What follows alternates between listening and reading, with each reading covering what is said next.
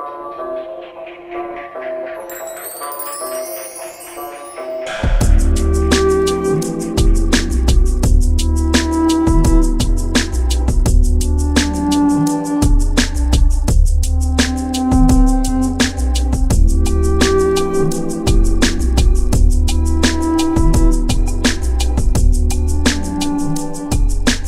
now listening to the sounds of AM.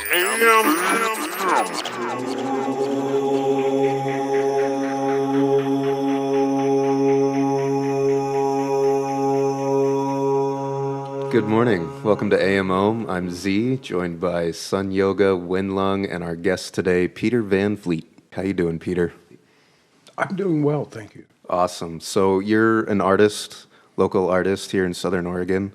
Tell us about your art career.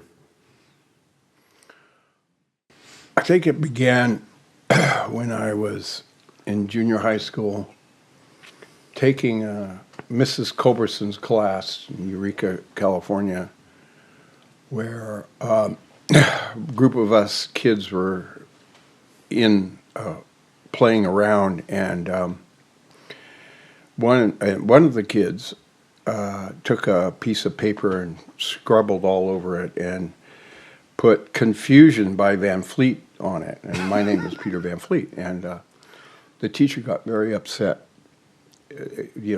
Wasting paper, she says. And so see what you can do with this. And so I got this piece of paper that other people had done, and I wound up doing a painting on it. It was a horse that was in the stars. It was a Pegasus. There was a little boy on it.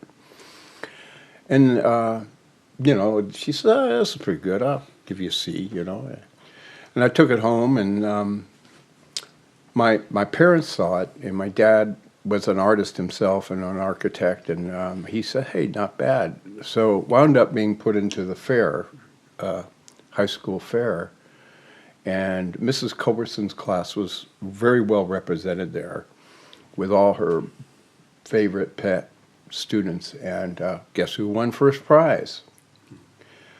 And I think that had some incentive that maybe there was a reinforcement there. There was right. like, oh, okay.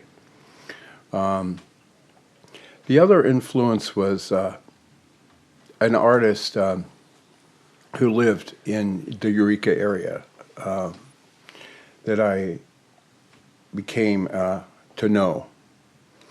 And through that and through his dialogue, I found that this was going to be an interesting way to see, to go, to explore.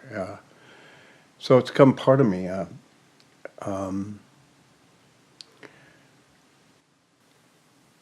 What were you trying to explore? You said explore. Maybe we were asking earlier. I think it was before even the pod was turned on about being a Baha'i. Mm-hmm. I think it became a way of being, of seeing the moment of religion would be too much of a word to throw out there. But a way of a life. What do you want to be? What do you want to do? So, yes, I'd say. Were you in the talent area as a young kid, you said? Or was that It was Eureka, California, on the coast of Pacific Ocean in the north. Awesome. Yes. When did you come to this area? 1989. Okay. My dad was a long-distance runner, and he had a meet up in Eugene, Oregon, at the age of 72, and I decided I'd go up there and see him run. And I stopped by in Ashland, and the rest was history. I said, "Wow, Okay. I'm going to move." I lived in San Francisco, and this journey was to see my dad run. And that's how I got here. It was like 1990. Okay. And you said you went to Berkeley? Is that Yes, where you yeah, went? Oh, awesome. yes, uh-huh. What did you study there? Well, I had many different majors. It was philosophy, Mm-hmm. and Yeah, that's a good one to study there. yeah, very pragmatic and practical. You know, if you want to make a lot of money, yeah. I have a friend who graduated from Berkeley with a philosophy degree. Oh, Yeah, really? Yeah. What year? This would have been like 2000, probably 2001 or 2. I think she probably graduated. Oh, okay. So Yeah. that's Yeah, and then yes. so what was Ashland like in 1990 when you came up here? What was this? Now that what we see, I just moved up here last year, so I'm pretty new to the area. But Oh, well, it was the park, Lithia Park, and the theater, and the fact that there was a college here, Southern and then Oregon was here. the valley itself is just like going to paradise in a way. Was there a lot of art going on then when you came in? There 'Cause was it's huge now. yes, there was a few Judy Howard, the Blue Heron. Blue Heron was a very active. That's on A Street. Is that one? Right. Yeah. Yes, it was on A Street. Yeah. You're right, Miles. And so in those years, I was very much attracted to Indonesia, and we had a bed and breakfast, as a matter of fact, and I had an art studio in the Armory building. Oh, cool. Oh yeah, it was 800 square foot building, $180 a month, all utilities The Armory paid. building The now? Armory building now, right? That was your art believe studio? that? Right. That was I had about 800. It was upstairs, second okay, floor. okay, awesome. So anyway, I went to Bali, and I fell in love with Bali, and I'm still in love with Bali, I really- Indonesia. And there, I met some artists, who a very close friend who lived in Montreal was there, and so I would work there for 2 or 3 months and come back and have a show at the Blue Heron that time down on A Street, and it would pay my all my expenses, Awesome. which was very, very, very nice to have that Right. happen. And So- at what age was that? What were you doing that? Let's see. Oh, I was in my 50s Okay. when Okay. it happened. So seasoned, been through it, been painting, been doing a lot of art, and it's starting to.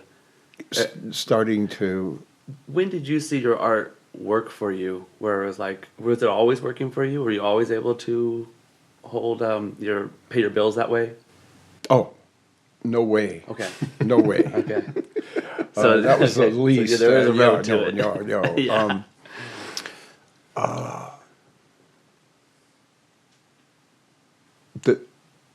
I think the important thing is the experimentation that I find in art. That it's like Clay saying, taking a line for a walk. It's yes. That's one of the things I love about your work. Ever since I've seen your stuff, it felt different. It felt new. It felt, like it was pushing some boundary. I've always liked that, especially with your new series, the Cowbird series. I hadn't ever thought of that. That's one of my favorite things when you see art and you go, how did they do it? Or what is it? It's like the how. Not what. You go, oh, it looks great, but like how? How did you... and with the Cowbird series, that's where you're painting on top of the glass and kind of modifying. And, Right. Yes. Yeah. Do you when you do these different series of work, do you relate them to your inner journey too? Like, does the Cowbird reflect part of where you are now in life? Absolutely. There's no other way, I don't think, than what's going, because it's the here now. It's the moment of all of it coming together. I would say I'm pretty uninhibited. I would say I don't expect, you know,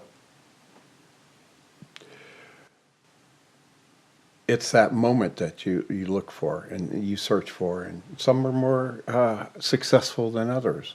And then it's not necessarily tied to whether other people like it or not. And it's definitely not connected to money. Although it's wonderful when that does happen, when somebody says, somehow this is worth something. You know, it's, I say the same thing about our music, even. You know, especially with today, with the everyone makes music now kind of vibe. That, you know, yeah.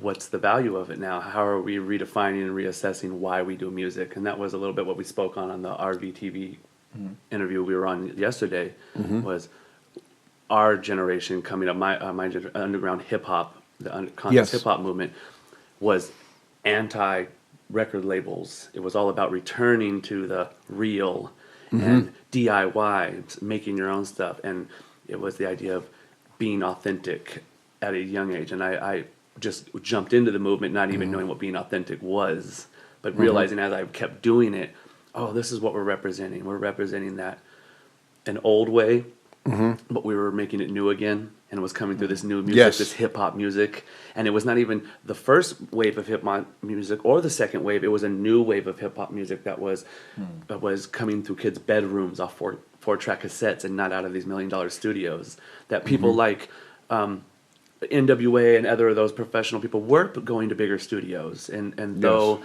they were still in these huge studios, but then a lot of the newer people they didn't want to go that route. So that was really an inspiring movement to be a part of when I was young. Yeah. Yes. Yeah. Yeah. Yes. The art for why we did it. And when I met Richard, do you know Richard at the Hermeticus bookshop? Oh, yes. Yes. Yes. Yeah, Richard has really turned me on to a lot of the books I was speaking on that I've been reading and stuff. Really enjoy talking with him. And we were bringing up, he turned me just onto a lot of concepts of when I was telling him that we thought we were changing the world in 1997, that we were rappers here to change the world in a philosophical revolutionary of love and this way, like Jedi, secret Jedis. And I kind of said it, and under his breath he whispered, well, you were. You know, and I turned to him, I said, I thought we were too. I just didn't know if it was really happening. He goes, no, you guys were doing, if that's what you thought you were doing, you were doing it. And I said, yeah, I believed that too, but I've been debating if that really is what we achieved. And there's been numerous things in my life that have validated that was going down later in life. Oh, that had happened in that time too? That was happening in that exact time?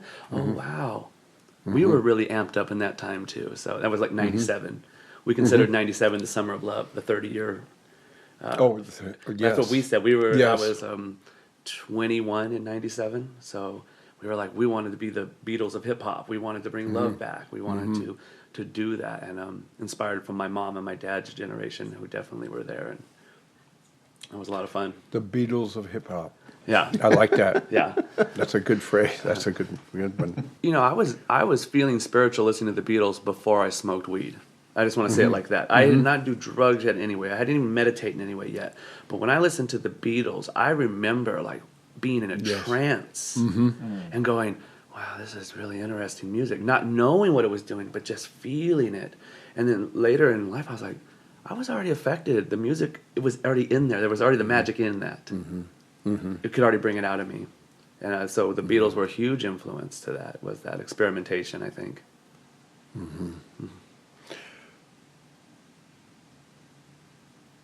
I think there's a flow back to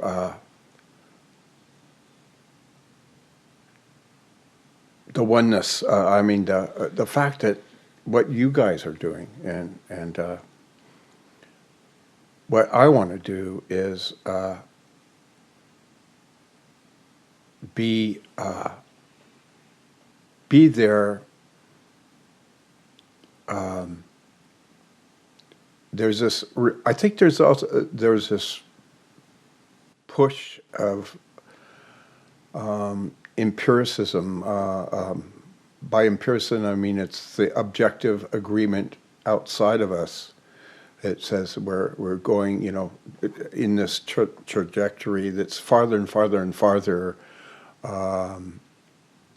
towards some kind of almost Babylon, the Tower of Babel.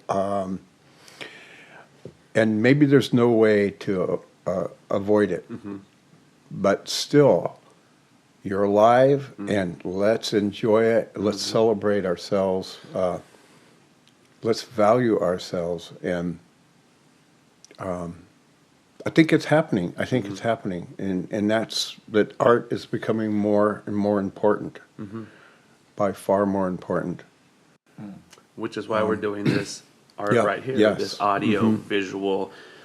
This Yes. want to start the conversation, as we were saying, yes. And really talk to each other and reflect what that we do believe it is going on right now too. And though the chaos may be here, it seems the chaos is always here. Like That's you right. said, we must be aware of our existence in it and what can we bring to it. And I like that. I like that a lot. Is that why you That's right. did you spend most of your time in abstraction? Because you Yeah. saw all the oneness. You use multiple mediums in a single piece. It's half sculpture, half painting, plenty of colors. So did that, your personal philosophy influence that? Yeah, I would say it's the stance of the artist. The abstraction it starts to be on the outside. On the inside, and objective starts on the outside. I think it's just a stance. I believe that there are just many layers of filters that our brains give us, and it's like going through trying to see reality in an unfiltered way. And the best example of that is Dan Misch in the studio, and Miles knows, where there are some young artists that they call challenged, or whatever you want to say. They're young, but what it really is are brains that have been unfiltered. I mean, that's the way I look at it. So you get to see appearances and manifestations of these other realities that a so-called normal brain filters out. And I think that for me, the abstract, that's what it is. It's like trying to get back into the inner oneness. And you can resonate, you can see some absolute incredible beauty in that, in its simplicity. In each of these adventures that you take, and some are, I would say, are more successful than others for yourself and for the outside world. So I'd love to see more abstract artists in this world, and I'd love to see more artists, period, in this world.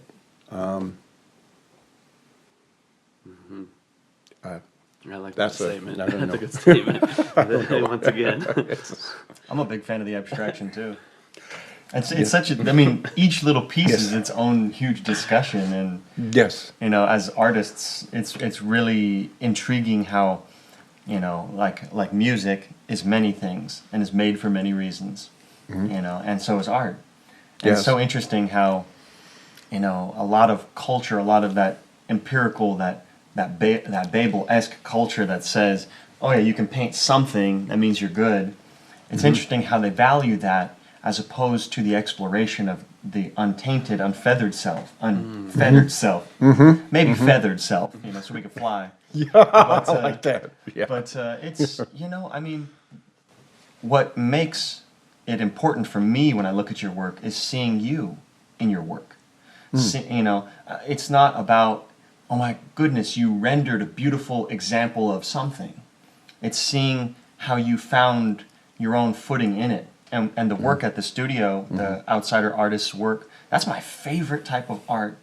When I do art with Junie, James's kid, it reminds me, you know, I mean, I love to not need a lot of reminder of how pure the art can be, but I just love it.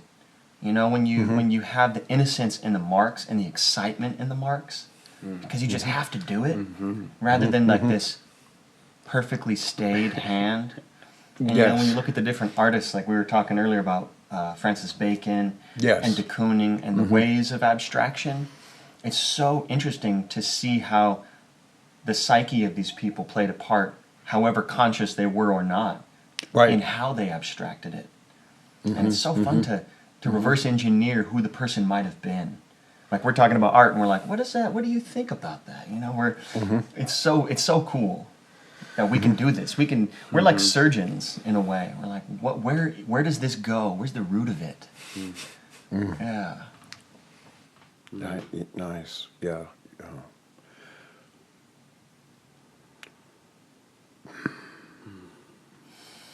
Yeah. Welcome to AMO. This is our first show. This is what it is, though. You know, this is why I love that it's on a Sunday morning. This is why that's why I love that you were the first guest per se. You know what I mean? Though I consider it an honor. Yes. As he said, you know, a flagship. You know, when we were thinking about the different people and definitely what is it going to be about, it's being able to bring people who have a vision, their life, and speak on it and experience and start to share each other's opinions and to learn how to listen and talk. And again, in hip hop, one of the biggest things is listening. You know, when I realized I could listen to a rapper rapping so fast, not only could I understand every word, I understood the innuendos, the different the double entendres, the wordplay inside, and then you'd play it with someone else, and I go, I can't even understand what they're saying. And I went, oh, I've learned how to listen better, like on micro listening, and then that led to hearing all kinds of things, like Richard saying, "Oh, you were.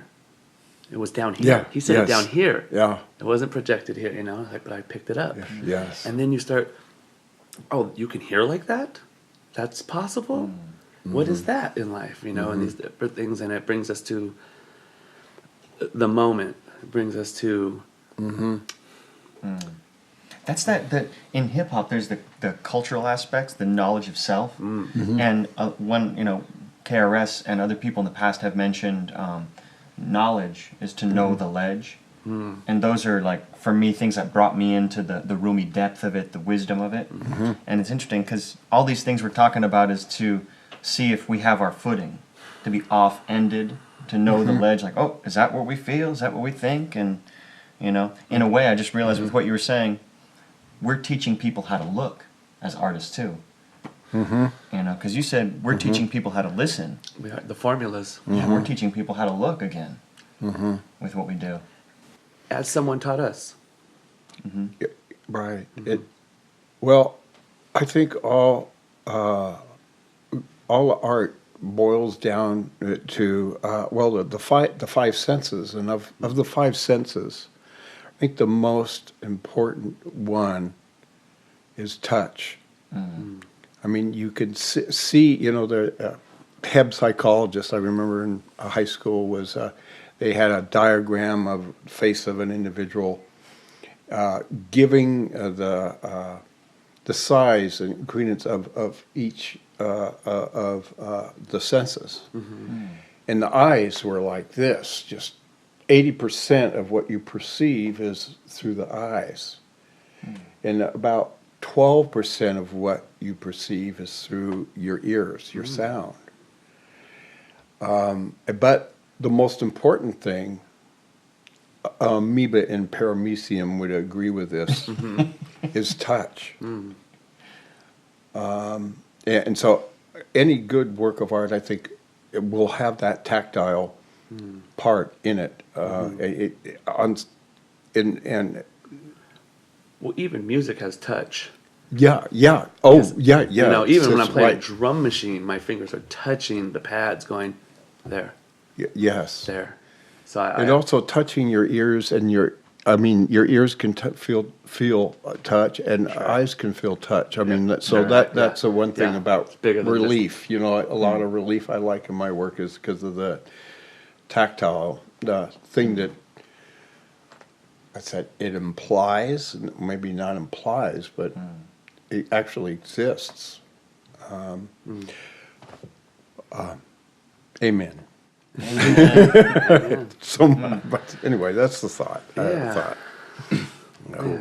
So let's switch gears a little bit and talk about community. These two are trying to start a hip hop community here in Talent, and you have turned your home into a pop-up gallery for That's right. many years. What brought that about? Well, you say pop-up gallery, I say mayfly gallery. Because the mayfly goes, it mates in one day and then, Yeah.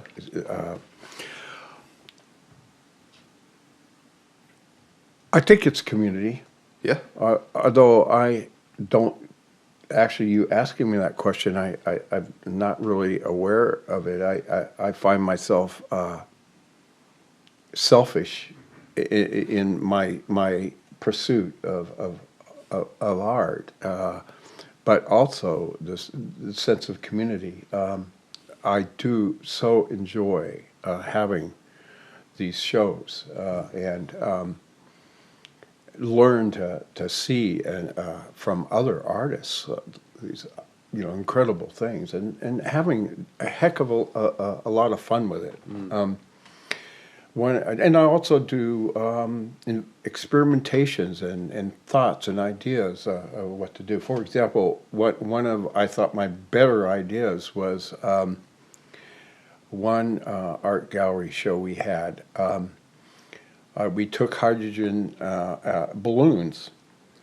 Do you remember this, I don't Miles? think I saw that one. Yeah, and it was an experimentation. So we took half of the balloons were colored balloons, red, yellow, blue, green, so on and so forth. And the other half were white balloons. And each of the white balloons, we stuffed a dollar bill in it. And then the colored balloons, we stuffed sayings. Each artist would contribute 5 or 6 different sayings, and it would put in just like 5 artists were in the show. And then to mix it up a little bit, we put a $10 bill in one of the colored balloons. And so when people came into the show, they were said, you got to, go ahead, you can pick whatever balloon you want. And guess what balloons went first? The colored balloons. The white balloons? The white balloons.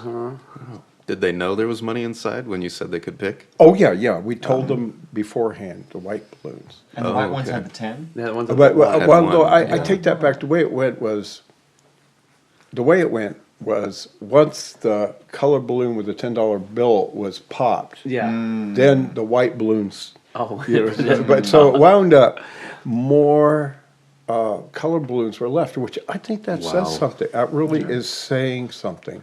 Yeah. And it could be, number one, who the people coming into the show are. If you're very, very poor, I could see, well, hey, let's go for that white one. Sure. Sure. But I'm going to do that again. I Yeah. think that would be maybe we can do it. That'd be cool. What do you think? I like- We I like could. that. I like Yeah. experiment. That sounds fun. Yeah, Well, we now- could actually yeah. charge admission too. Now I hope so that nobody's they would- listening. so that The secret's out. they- yeah, they'll go for it. The cool part about that too, it kind of reminds me almost how you could find a seeker kind of vibe. When I heard the stories of, like in Europe, they would have the plays and they would do the philosophical plays, and after the play, some people would leave, but there'd always be like 4 that would hang out, and the people throwing the play would watch who stayed, and then out of those people, they'd kind of start pitching them a little something. Would you like to come? And maybe 3 would leave. There'd always be that one person they could get, and they found someone who would be, and then they would test them from there to see if they were interested in knowing, right? Kind of similar if you find the one person who gets the balloon with the message who goes past the dollar bill, and you kind of see them. Yes. You can kind of see, hey, what's your name? You know what I mean? You can kind Yes, of yeah, find yeah, people. yeah. It'd be interesting. Yes. Yeah, the community moving up here. being at this age where I'm at of throwing the last 10 years in San Diego, I was doing shows at a place called Winston's in Ocean Beach. Real fun, had a great hip hop community building, music community. And I felt like I achieved that success there from all the help with all the friends, and it was great. And moving up here where I knew nobody really, my wife and my mother-in-law, that was it. And but having the child now at this age, knowing that I'm doing this to make millions of dollars, knowing and reading that I've been reading about community, about gathering, about the group mind, about getting off the I to the we, and knowing this was always the aim and goal, I started thinking, okay, how do we create some community? What does that look like? And the best thing I can do is hold space and throw shows to allow other people to perform, to express themselves, and to have them an opportunity to have an outlet. And that's what I can offer. And so I kind of looked at it like a hip hop uncle kind of thing, where I'm up here, I don't need to make any money off these shows. I just really want to throw the show, allow people to have this night. And we've done that at the Phoenix Clubhouse, where that was really successful. We had a lot of fun there and did those nights. And this one, under the name community, we're doing at Tauntauns and Talent. I don't know if Miles had told you about. Oh yeah, yes. I'm sorry, I missed it. Oh no, that's fine. And No. you know they start at 9:00 at night too. And you're pretty close though. You might be able to sneak over for a minute. Yes. That's right. That was neat when you told me what house was yours. Like the only house in the block between Ray's and the yoga studio. It's like right here. And I see that house all the time when I go there, and I always wondered what that was. But it's been neat, and it's been received very well by the community. Every show has been successful, beyond what I expected. I didn't know what to expect, not that I set any, but I see that, as Tauntaun said, oh, there is people here who want this, and that has really grown. And So you're going to have another one there. we're doing our 5th one on the 22nd. Wow. Yeah, I think we're gonna do it every month. That's We're doing monthly. fabulous. It's a Are monthly. you part of it too? Yeah. I'm there. Yeah. he's a, he you know, Do you film it? Our Do production you? company. Oh, Various cool. Media. Yeah. Zach has came in as like a manager role in a sense, and he's as a partner role, and with us. And I think we're still learning what we can all offer and do, right? Yeah. You know what I mean? Like I- last yeah. time we were at the last show, and he's watching the door, but now there's someone that Tauntaun pays to watch the door, and he's kind of standing there, and he goes, and I went up to him and I said, okay, next time I want to see you mingle more and talk, because he has that ability to. When I'm behind the decks and I'm doing this and Miles is painting, he gets to be a focal point of the night. It's like different people in the room who hold space. Sorry I missed that, Miles. I would have loved to watch you No worries. paint. I'm doing it all the time. I I've been was painting curious. at least once a month this year at a live event. That So, is family. I'll just come over and paint on your porch. You won't even. You'll wake up, Yeah, you'll see me there, and I'll say hey, and you'll be like, "Oh, I get to see it." Yeah. Okay. Who's this? Oh, I better have to that's do that Miles. now. Write that down. And that's what we wanted AMOM to be, was to reflect the community. Like, and Yes. you being a part of this community, I felt was a great way to start. Right. To Well, tell us you- more about this community that you saw it develop. yes. Now that we're here, and we're standing on the shoulders of the people for the last 30 years who have Right. built it to a point where we want to be here. So one of the things that came up with a 7-year relationship with a poet. She was actually a nun for 14 years before she met me. Poor thing. That's an interesting statement. There's a lot of ways Poor to go thing. with that statement. Anyway, you're talking about community, right? And this one poem, maybe because it's so short, I remember, and it was, which I think is really good. When we become they, it will be all right, because there will be no theys when we become they. That's right. And I think that, yeah, well, actually, if you were going to say who do I believe in, it's Alan Watts. Alan Watts is my total hero. But this idea that we're there, we're in the center of it all, and we're just playing hide and go seek. And that's what life is, hide and go seek, until we get tired. And I think I'm more tired than you guys, so I'll probably be out of here before you do. But the term was, I think, 'cause we don't know, right? right, and then it's off to another adventure. Right. When you, Yeah. I'd like to believe that. I'd like Yeah. to believe that, and I think it's partially true. I think everything that God is a subset of emptiness.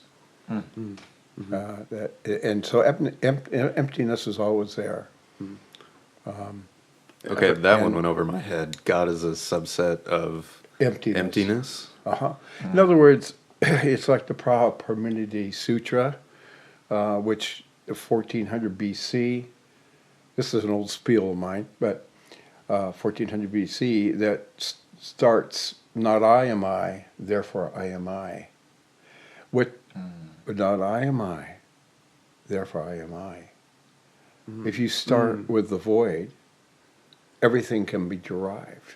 And so Aristotelian logic came along, in which, everything, a valid sentence, you start with a true hypothesis, you get true conclusion. But the very interesting thing about that is, if you start out with a negative hypothesis, you can derive everything, which is really the Paramenidi Sutra, 1400 BC. So being that, so that seems like it holds up everything. It holds up the fact that there is a God. I mean, you can still have that, how big is that subset? I don't know. But it may be just a little bit. It's not.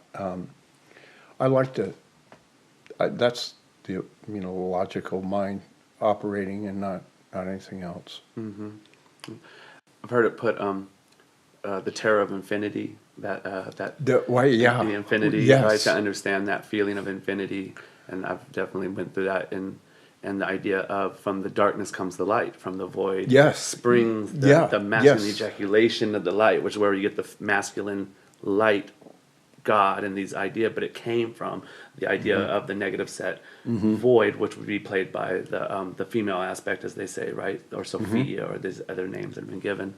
I really enjoy that, and I resonate with that. Yeah. Yeah.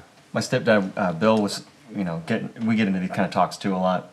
And I remember him saying once, him referring to, that which we can't know while we're here, being conspicuous in its absence. And I love the idea of the things that are most important, like love, freedom, God, those kind of things. How you can't really draw their true shape. Yes. You can only paint all around it, and thus it Yes. alludes to what it is, what it could be. Yeah. And that's why I love the Rumi depth. It kind of sprung from my own exploration in the wisdom through the cognitive gospels. Like in the beginning of the set, you mentioned that no one belief system can fit Peter, and I feel the same way. And it's interesting because I feel like I'm just taking little bits and also trying to fit it. I'm speaking to that, but I can't speak it. And it's like, and hopefully all the speaking to it will allude to the depth, to where it is. Synthesis. Yes. Yeah. Yeah. Synthesis. Yeah. Yes. We're in that time of synthesis when the we become the they. When we become they, and there will not be any theys. That is beautiful. That was a beautiful poem to share. That's Yeah, Mary was right on that one. We need that a lot for these days, that Yeah. poem. Yes. Us and them and all that. It's funny because I have that song Vese, Yeah. and as I evolve, I listen to the words that I use. They don't want to say that anymore. These older songs that I wrote from a certain perspective, and as I grow, I revisit them like, oh, I don't really believe that anymore. Or that construct isn't where I'm coming from. So, do I still use them for that those who are still relative to that dimension, or do I? That song's gone. Yeah. Can't play it no more. You can't say that line Yeah. anymore. Yeah. Because Yes. I'm not holding on to that, and I don't want to reiterate that it was for then or so. It's it was always interesting for me to think that way and wonder that there are still people who don't even know this. Maybe they need that song still. So maybe I still write that in that perspective sometimes. It's always been on my mind. I think more and more I'm just trying to feel more feeling, really working with the emotional body, the idea of the waters, swimming in the waters, and learning to feel that and work within it so that it can be dissipated. Wow. Amen.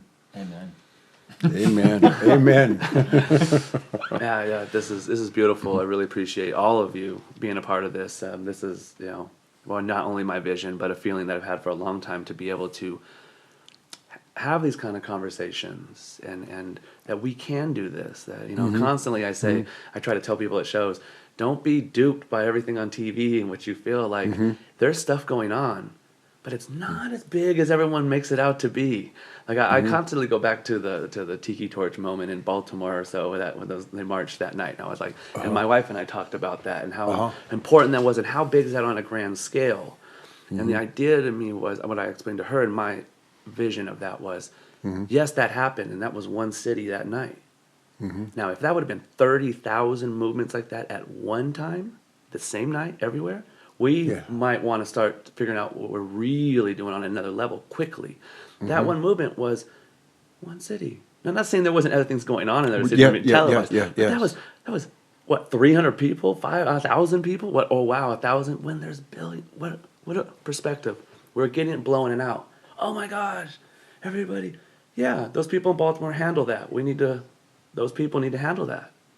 I have a big thing about us paying attention to things that we have no business in. Florida's handling Florida. I'm in this room right now. Should I be worried about the liquor store that just got robbed in Florida? Where should my consciousness go? Where is my heart of hearts could go? Yes, I should care about those people, but understanding where our power lies in the now. I'm being asked to be here now to reflect this moment so that a liquor store doesn't get robbed in talent is what my belief comes from. And those people in Florida will handle what's asked for them to handle, what's in front of them within your sphere of influence. That kind of vibe. And I think it's more important to bring people's attention back to where they are to handle what's being asked of you in front of you. As I say, if the lady drops something and you're worried about what's on your phone over here and you could have helped, Yes. we're not paying attention to what's being asked of us in the moment. And I think it's just a return to awareness. And we can only do that by being the example, by mirroring it ourselves, as we know. As much as we're doing this talking, this is just a conversation. Yeah. No one's Yes. like, you have to be this way. We know that, right? It's through a living and an evolution over our time.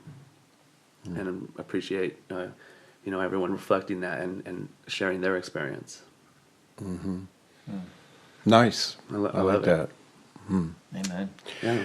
I mean, Along that line, in my mind anyway, this idea of fractals, the feather that's on a bird that drops, from its wings as it's flying in New York somewhere, will have a tremendous effect on the weather conditions in California. This thing, the tiniest little thing can make all the difference in the world. Or, I guess that's what I'm trying to say.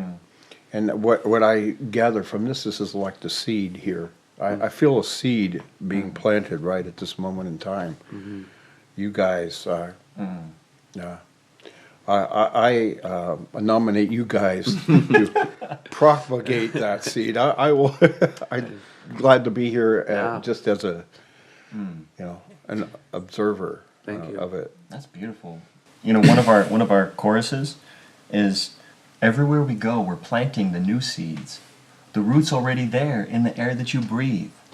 We just need to water the desire to achieve, cultivate the fires to inspire their release.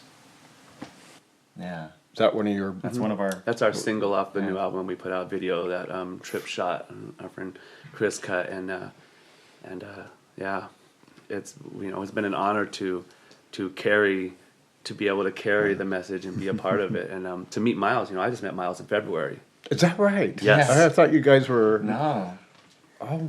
We just met in February, and at when I was told about Miles, he was this elusive rapper, painter, high-level performer, but does not come out most often, doesn't really participate in a lot of things. He may come out, but probably not. Don't get your hopes up.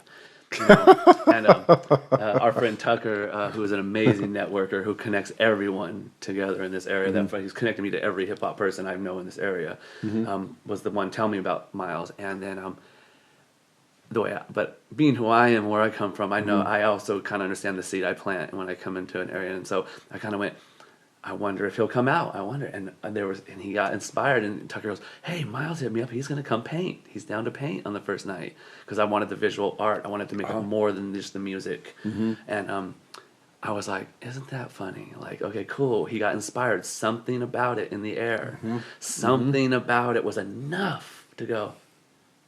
Okay, I'll check it out. We got this." And I felt him to be a big part of the scene. I felt like, ooh, we got a person who doesn't come out that often interested. And he doesn't even know who I am. He doesn't even know what this is going to be. There's something in the air, okay? And then the night went off the way it did, and it was a beautiful success. And all of us met each other. I'm DJing for 15 people. I've never even heard one song they've done. And I'm behind them, and they're rapping some stuff. And as a DJ, you're holding space for people. And if you don't know what they're about to rap about, all of a sudden some words start coming out their mouth. You're like, ooh. Ooh, whoa, okay. One thing I love about the area is everyone listens up here. It's not, it wasn't based in the alcohol, everybody's just partying. You know, it's like these people are quiet, and they're listening, and they're saying some deep stuff. Some of these people are on some serious, heartfelt stuff, and no matter how dark it was, people were listening to reflect, we hear you. And that's huge. Because then they hear themselves. And then sooner or later, you're like, well, what am I saying? What am I talking about? And you get the understanding of spell casting. You get the understanding of be careful of what you say. It will come back to you and be you. And these things, and I understand as a rapper, that's what I learned. To hear, prepare to receive. Yeah. The physics of appreciation. The physics of appreciation. Go out, Yeah. you know, and Because it's and, just. and then when I realized, this scene is deep. Okay, cool. And then that was really a beautiful experience to be able to hold space for all these people I didn't know, and to play my role as the hip hop uncle. You know, like nobody even knew me though. Uncle Hip Hop. I like that. Yeah. I like that. No one even knew who I was. and it was cool. And then we did another one, and Miles performed on that one. He freestyled on the first one at the end, and that one. And then we came over one time, and he walked right in right here, and he goes, "We should do a song together or something. We should collab." And I go.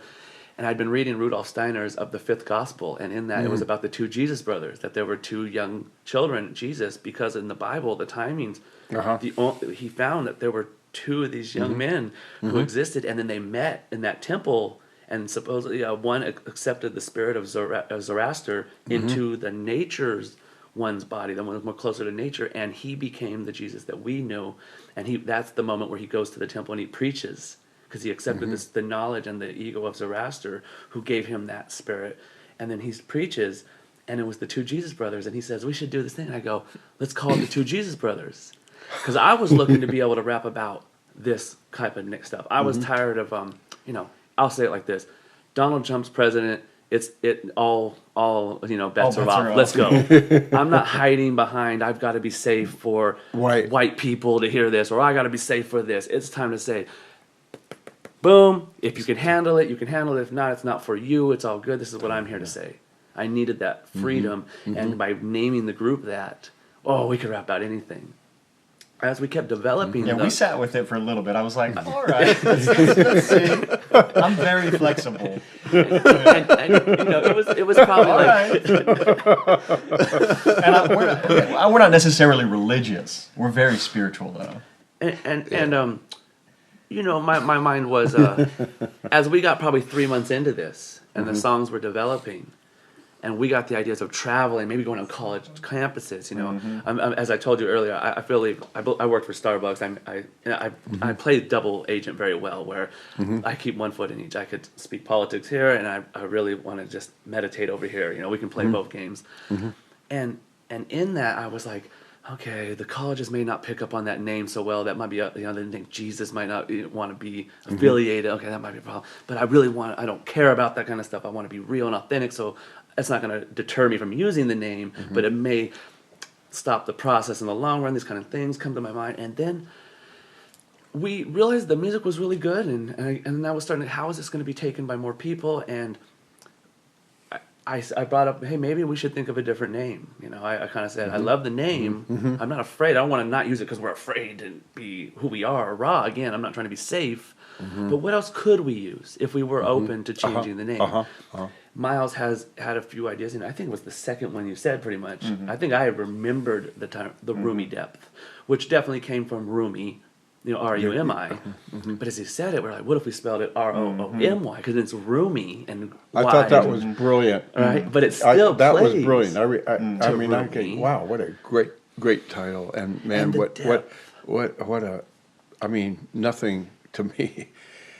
No poet has come along, and I've done a lot. I mean, I've been around the poetry that ever comes close to Rumi. And I mean, maybe some of the Sufis. Some of Which the he Sufi was, poets. and he was inspired, one of right? them, right? And he was starting Yeah, Whirly yes. Dervishes. He is the Yes. beginning of that. You know, and that is such an amazing experience. True, and being to have a Rumi part in my heart as well, I really was like, hey, that's a great name. Let's run with that vibe. And he was happy with that, and I was very happy with that, by the way. we both saw Just to clarify. we both saw a Yes, vision. I yes, definitely had this yes. vision. I still need to paint this someday. I feel like you know, is of these two Buddhas. We in, both had this exact in lotus, Mm-hmm. in lotus, Uh-huh. sinking into the ocean, like at the exact same point, going lower into the darkness of the ocean, where all the other Buddhas have found the floor of the ocean, and there's like thousands of ancient Buddhas meditating still at the depth of this Rumi depth, and we are just two new Buddhas who have decided to take the plunge, and that was the idea for the first cover. That was that, and we tried to draw it in things, and I was like, oh, how's this going to really come? And then Miles came with the logo that, I don't know if you've seen the logo or the sticker that The he three created. Buddhas overlapped in the Venn Oh diagram. yeah. And as soon as I saw yes. that, I was like, okay, that's it. You captured it, you know. And that was really cool to have him be able to do the art side of it, to bring that art aspect into Yes. it. Knowing Uh-huh. I could record it, I could mix and master it. And that whole process of creating 3 albums, Yeah, it just happened. 4 months, quickest I've ever turned Yes. around a project. Again, we just Turned met. around 3 projects. I 3 works because there's 7 songs, but at Yeah. 21 songs, it's almost like an album and a half. You know, Yeah. it seemed doable. You know, if I brought it down to 7, I could handle that. You know, the idea we were starting this album together, and then I'm going to go on tour. So I need an album to promote on tour, but I'm doing this album with him, but he won't be there.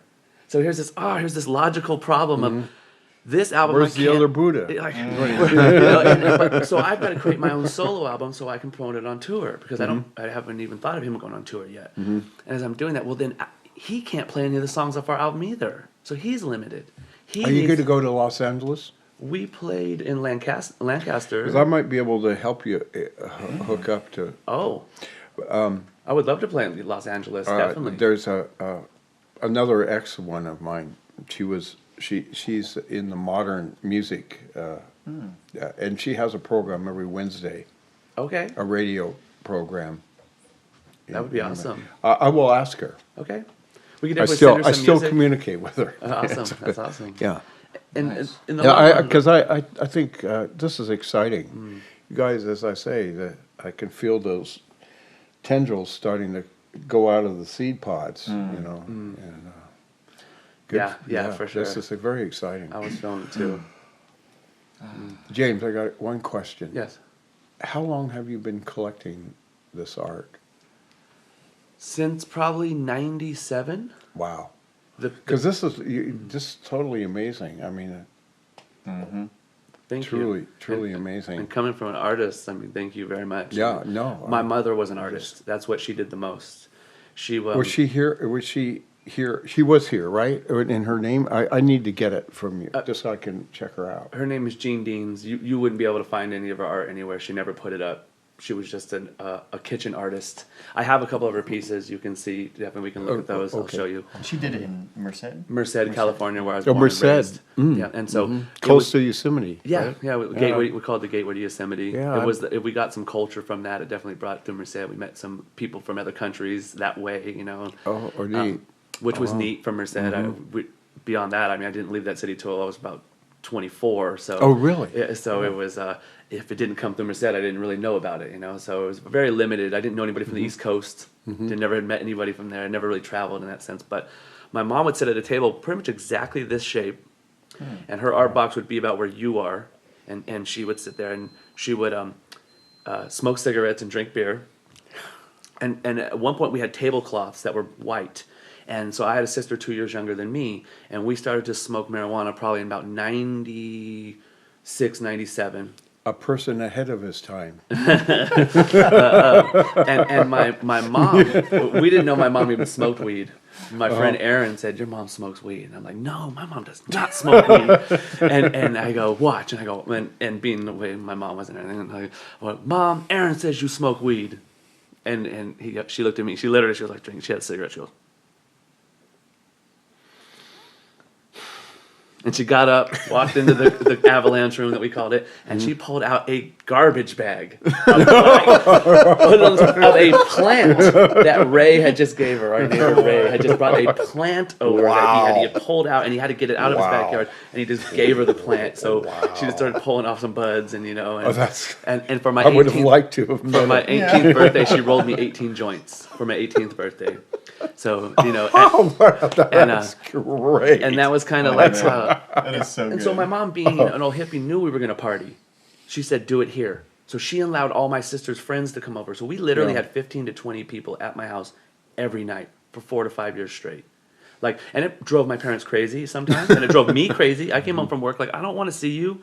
They were my friends, but they'd be hanging out with my mom. They'd be painting.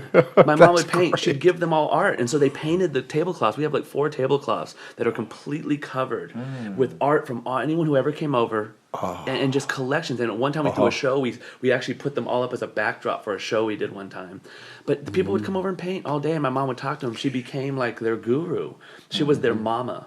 She said she prayed to God and asked for the children because she never had a big family, and she always wanted a bigger family. So our friends were like her other children, and my mom helped raise a generation of young Merced kids to be whatever she said to them. And I don't even know their relationships, but I just knew how my mom was. And That sort of sounds like possibly your mother, Miles. very much like Diane. I don't know.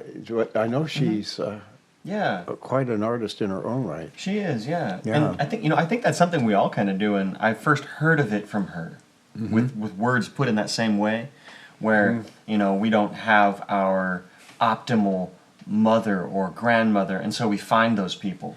Yes. And I love that idea of finding our family. Yeah, We're born in a yes. family, and then we find our family. Yeah. Yeah. And yes. it's such a beautiful thing, and it's inspiring. I mean, my first thought when you're saying that is, God, I wish I grew up near you. It's I like, see Diane, and I think the same thing. When I met his Yeah. mom, I looked Yes. right at her and I said, "You're my mom. You're like an artistic mom who can see, who has a great vision Yeah. and can help people." One of the best lines ever to my friend RC. My mom, he came, he was all excited about having this house, and he was going to clean it, and he was going to do all this stuff. And my mom looks over and she goes, I have this on audio tape. She goes, "I was going to say you're not good at that, but you're excited. So, okay." Oh my gosh, what a powerful statement. Like, she could see, it's like, okay. that sounds like the end of an epic poem. I put it in a song one time Oh. after she passed away. I made this song, and the first show I played, I had made this whole song, and I had those cassettes, and I put her in there, and that was one of the main sayings. I was going to say, "You're not good at that," and then all the music stopped. "But you're excited." So, okay, and then the beat came back in, and trying to use them like that, it was a really powerful moment to find those tapes and to hear her, And we definitely plan on having Diane on here as well as a guest, too, and letting... This will be a great Nice. combination to see her and Miles get into it too. Oh, that would be right, for sure. Find out more about Miles too. yeah. Me Yes. too. And just to clarify, it was great growing up with my mom. I don't wanna- Yeah. yeah, definitely. Yeah, it was amazing. Yeah, Yeah.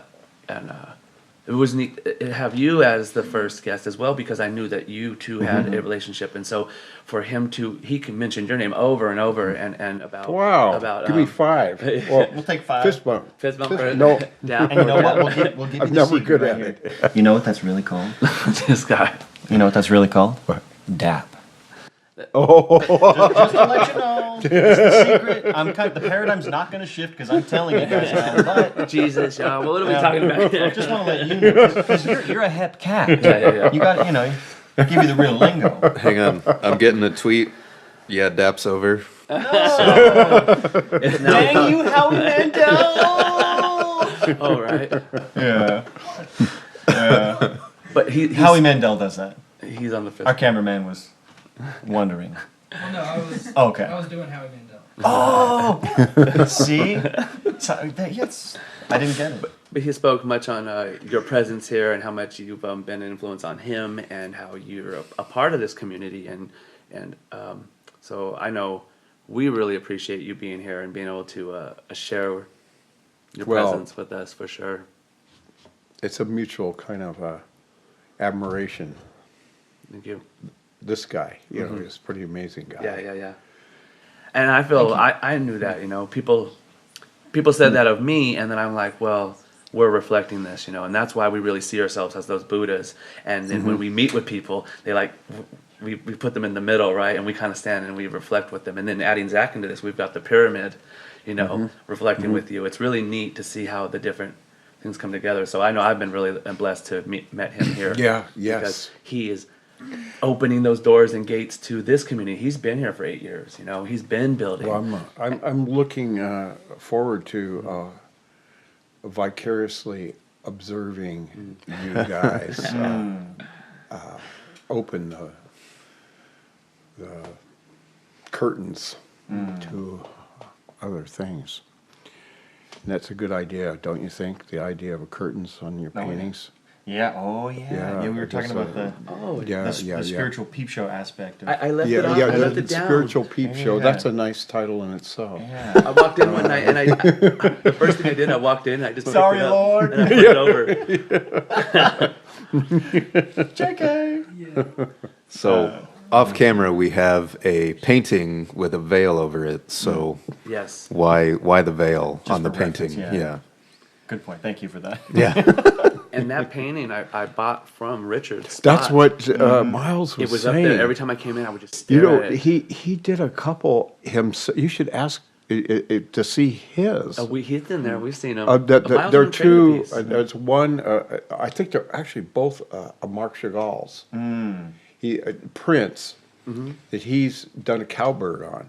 He might have been the original cowbird. I've never told him that, but where he took a piece and he decided to make it his. You know, render it onto him. And there's two. I think they're Chagall's. I know one is for sure. Okay. And actually, they're very, very interesting. I think they improved on the original. Oh, that's awesome to hear that. Rich, Yeah, Richard's. Forgive us, Chagall. Yeah, sorry, Mark. Just kidding. well, we hope to get Richard in here. We heard, as someone told me last night, we've been trying to interview him for. He won't get. Oh, yeah, But he would be fabulous. Yes, and He would be. Yeah, I believe from our connection, one day I'll be able to get him to come and sit here and do the same thing. I hope to. you know, he was one of the original diggers.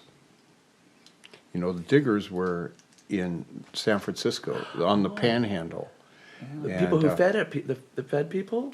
No, the diggers, they were anarchists who, most of them slept on if you've ever been in Haight-Ashbury, you know, Panhandle's right next to it. I'm from San Francisco, so.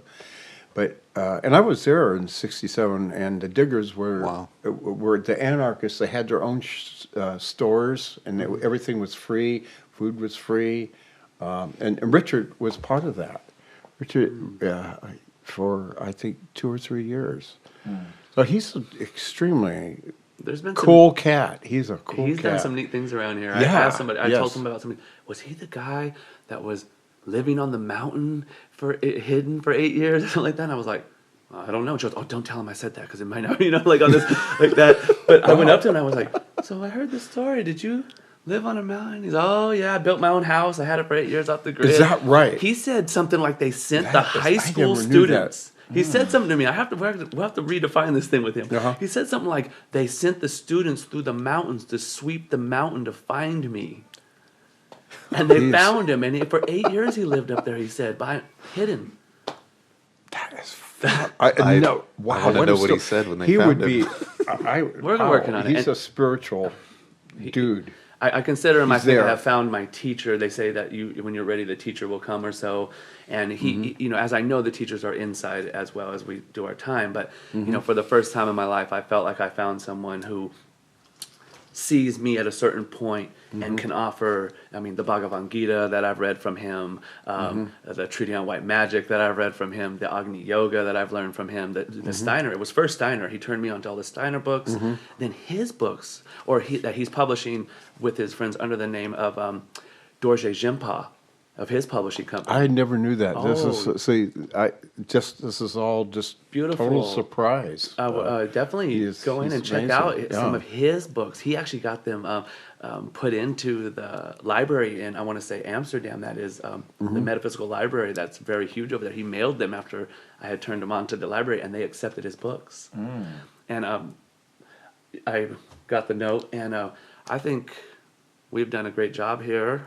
And I know your ride is here as well. I don't know. Oh, is That she- was my note. Yeah, that was the note that your Slipped ride in is my- here. Oh. She's welcome to come in and hang. Oh, oh. But it's been an hour or two, and we kind of said the Yeah. podcast was going to be an hour I- long, and this was. I think we've done a great job. And would there be anything else that you would like to say, Peter? Is the camera rolling? Camera Yeah. is rolling. Okay. Joke. Yeah. Joke. Please. Go for it, guys. You're doing it. Thank you. Thank Go you. for it. Because there's nothing else but going for it. And that's for all our listeners. Go for it. Yeah. Yeah. Go for you. Go for you it. And you. And you. You- and you. We started this because we went Yes, for it. yes. Peter came because he saw us going for it. You know. Thank you for being a part of AM Ohm. Thank you, Z, for being here. Damn. Thank you, Peter, for being Thank you. here. Thank you, you. Miles, for being here. Thank you, Trip, James. Kara, and to anyone who sees this or hears this, thank you, because it is the gratitude. And tune in next week. Yes. I mean, that's probably your line, right? Z, anything you'd like to leave us with? You took the words right out of my mouth. Okay. Oh. Okay, I got one final question. Yes. Where can I see me? Yes. Awesome. Awesome. It's a great. No. There's He a knows. nice egotistical. Oh no, it's perfect because you're actually saying Well, something you should have thought of. Well, I was wondering, So, where can you see you? We are going to have a YouTube channel, probably the Yoga for Years YouTube channel. Oh, I We'll like be it. releasing these on every Sunday. We'll release them at I'm gonna imagine 11:11 is the idea. We'll shoot it around that time, and we shoot them. So this will actually be aired on January 6th, Okay. 2019. Will be the Okay. first episode dropped. All right. and Cool. then And I'll keep you posted about yeah. where- Okay, We'll let Miles. you know, and That you'll be able sounds to good. you'll be able to hear it before that because we'll have it pre-approved. Get it for you. Let you hear it. We're working on it. Yeah. Great. And it will also Excellent. be a podcast you can listen to audio, but you can also see the video on the YouTube. So it'll be an audio or a visual podcast. Sounds good. Awesome. Well, Thank you. Thank you very much. yeah, Peter. I enjoyed this thoroughly myself. Awesome. So Thank you, everybody. nice meeting you. Thank you. That's it. Peace.